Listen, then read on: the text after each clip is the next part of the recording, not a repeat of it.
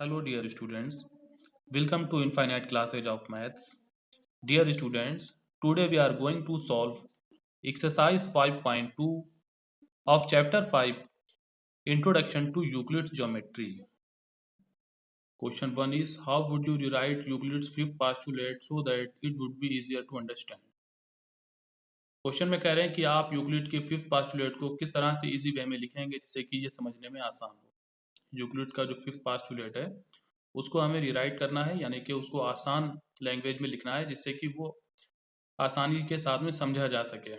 ठीक है, तो यूक्लिड का जो फिफ्थ पास्टुलेट था जिसमें कि बताया गया है कि टू पैरेलल लाइंस को जब एक ट्रांसवर्सल कट करती है तो उस ट्रांसवर्सल के जिस साइड में एंगल का सम टू राइट एंगल से कम होता है उसी तरफ वो दोनों लाइनें आगे बढ़ाने पर मिलती हैं।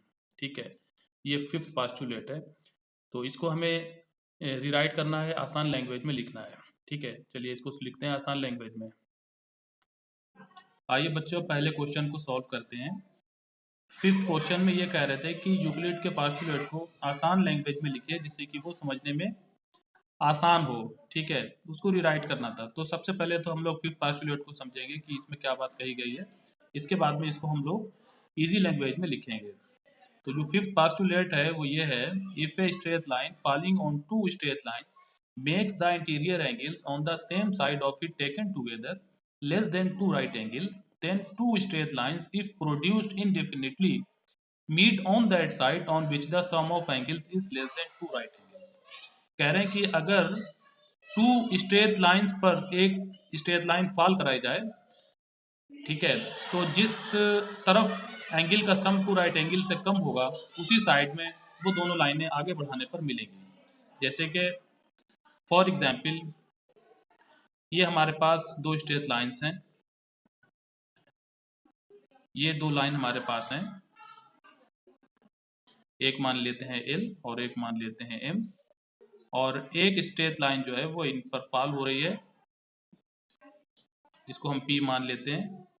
अब इस P के सेम साइड में हमारे पास टू पेयर बन रहे हैं एंगल के, इधर मान लेते हैं एंगल A बन रहा है, B बन रहा है, और इस साइड में दो एंगल बन रहे हैं, एक को C मान लेते हैं और एक को D मान लेते हैं।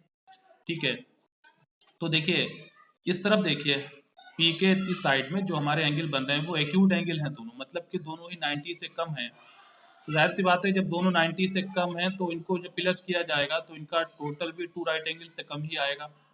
मतलब टू राइट एंगल का मतलब होता है 180 डिग्री, तो इनका सम 180 डिग्री से कम आएगा। तो इसीलिए जब हम इनको थोड़ा सा आगे बढ़ाएंगे, इसको थोड़ा इधर बढ़ा दें और इस लाइन को थोड़ा सा और आगे बढ़ा दें, तो ये दोनों ही लाइनें कहीं ना कहीं आगे जाके किसी पॉइंट पे मिल जाएंगी। ठीक है, जिस साइड में एंगल का सम 180 से कम होगा उसी साइड में दोनों लाइनें आगे जाकर किसी न किसी पॉइंट पर मिलेगी, ये फिफ्थ पास्टुलेट हमें कहता है। ठीक है, अब इसको हम रीराइट कर रहे हैं, इजी लैंग्वेज में जो है लिखना चाह रहे हैं, तो इसको हम लोग इस तरह से लिख सकते हैं, we can rewrite this postulate, we can rewrite this postulate as two distinct intersecting lines, two distinct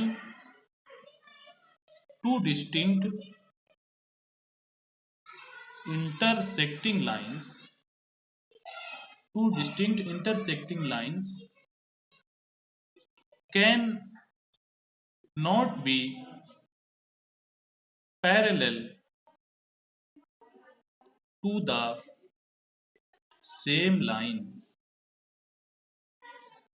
Two distinct intersecting lines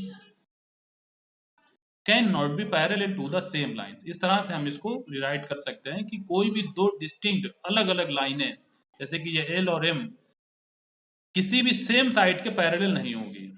ठीक है, आप समझ रहे हैं बात, किसी भी दोनों ही अगर ये अलग अलग है, अगर एक ही लाइन है तो वो किसी सेम साइड के पैरेलल हो सकती हैं, बट अगर डिफरेंट हैं, डिस्टिंक्ट हैं, तो वो लाइनें किसी सेम साइड के किसी सेम लाइन के पैरेलल नहीं होगी।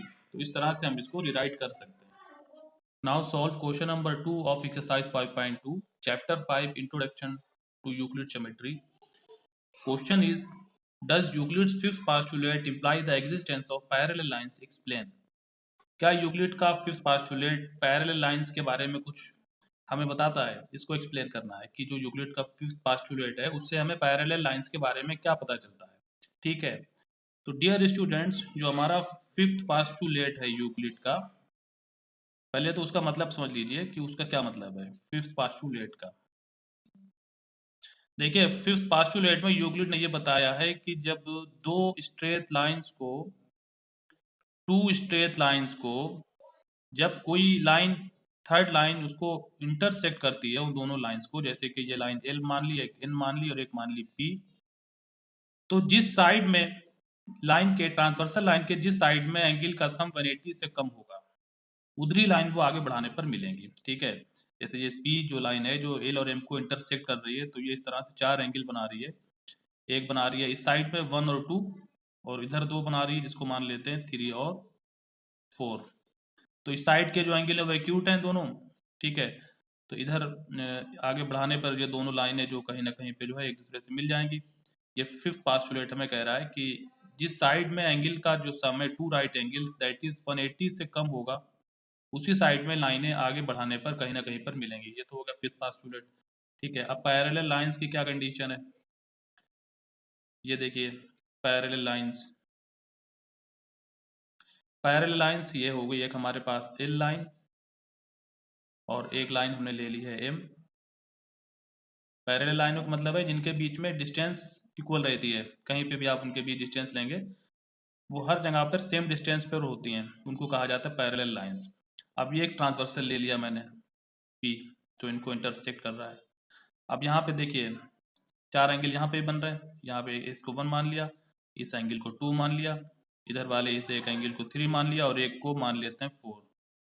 अब इसमें क्या होता है, पैरेलल लाइंस में एंगल 1 + 2 कंडीशन है कि ट्रांसवर्सल के सेम साइड के एंगल जो है ये को इंटीरियर होते हैं और सप्लीमेंट्री होते हैं, यानी 1 + 2 जो है 180 डिग्री हो जाएगा। ठीक है, इसी तरह से जो ट्रांसवर्सल की साइड के जो एंगल हैं 3 + 4 ये भी को इंटीरियर एंगल है, इनका सम भी जो है वो 180 होगा। तो ना तो जो इधर आगे बढ़ाने पर कहीं पे मिलेंगी, क्योंकि कंडीशन क्या है मिलने की, जब एंगल का सम 180 से कम हो। ठीक है, तभी वो लाइनें आगे जाकर मिलेंगी। अब यहाँ पर जो एंगल है इनका सम आ रहा है 180, तो ना तो इधर मिलेंगी, और इस साइड के एंगल का जो सम है 3 + 4 ये भी 180 आ रहा है, तो ना जो इधर मिलेंगी। तो जब कहीं पर नहीं मिलेंगी, ठीक है, तो जो आपस में कैसी होंगी, पैरेलल होंगी।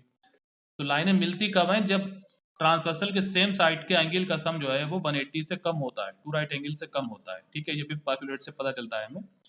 बट अगर ट्रांसवर्सल के सेम साइड के एंगल का सम 180 हो तो वो लाइनें नहीं मिलेंगी उस साइड में। अब इस पैरेलल के केस में क्या होता है, ट्रांसवर्सल के दोनों ही साइड के एंगल का सम 180 डिग्री होता है, तो इसका मतलब ना तो इस साइड में लाइनें आगे बढ़ाने पर कहीं पर मिलेंगी और ना ही इस साइड में लाइनें आगे बढ़ाने पर कहीं पर मिलेंगी।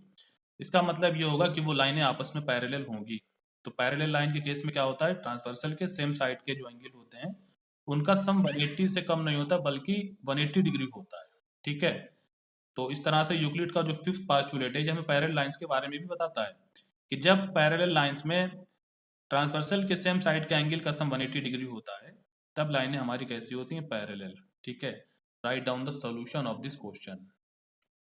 डियर स्टूडेंट्स, इस क्वेश्चन के साथ ही एक्सरसाइज हमारी कंप्लीट होती है और इसके बाद अब अपना चैप्टर शुरू होगा, chapter number 6 lines and angles. अब जो नेक्स्ट वीडियो यहाँ पर अपलोड किया जाएगा वो लाइन्स और एंगल्स के इंट्रोडक्शन वीडियो होगा और उसमें लाइन्स एंड एंगल्स की जो बेसिक टर्म्स हैं, बेसिक जो डिफिनीशंस हैं, इसके बारे में हम लोग डिस्कस करेंगे। ठीक है।